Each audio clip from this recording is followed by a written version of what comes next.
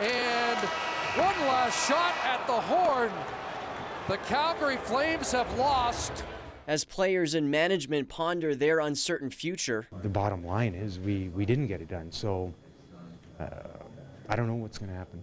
Stores like this one say they know what the Flames missing the playoffs will mean for business. Usually you see people coming in every day before games and they're picking up their last-minute jerseys. He says store traffic is down big time. There's so little faith that Flames garb will sell, it's being moved to the back of the store. Now he's hoping Canucks fans will spend some cash. I had to turn the TV off towards the end of the game there. Wayne Leong, owner of Melrose Cafe and Bar, couldn't stand to watch the Flames' playoff hopes end. He says it's not a good situation for a business which thrives on Flames fans. It would be as much as 25 to 35% difference as far as sales is concerned. Analysts say there will be some economic impact by not having visiting teams and fans in the city, but they say the news isn't all bad.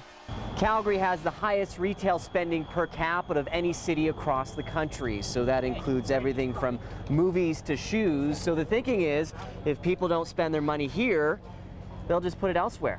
They may now be spending their money either at the movie theater or at Theatre Calgary or other places. So they're just redistributing their dollars. One thing's for sure, come the second hockey season, the Flames will have time to do some shopping and some other activities. In Calgary, Ross Hall, City News.